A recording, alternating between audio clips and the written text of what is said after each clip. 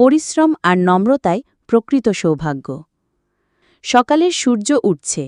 রহিম নামে এক কৃষক কাঁধে লাঙল নিয়ে মাঠে যাচ্ছে। কষ্টে হাঁটছে, ঘামে ভিজে গেছে, কঠোর পরিশ্রম করত। ধান কাটছে, বাজারে বিক্রি করছে, ঘরে টাকা জমাচ্ছে। পরিবারে হাসি, ঘর মেরামত হচ্ছে। প্রথমে সোনালি ফসল ফলল, টাকা জমাতে লাগল, ধীরে ধীরে স্বাবলম্বী হল। রহিম এবার নতুন পোশাকে গাড়িতে চড়ছে।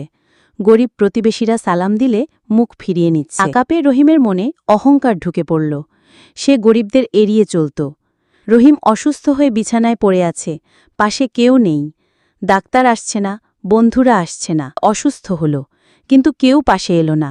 সবাই মুখ ফিরিয়ে নিল। একা বসে থাকা রহিম পুরনো ছবি দেখছে। পরিশ্রমের দিন, হাসি মুখ, মাঠের স্মৃতি। চোখে পানি।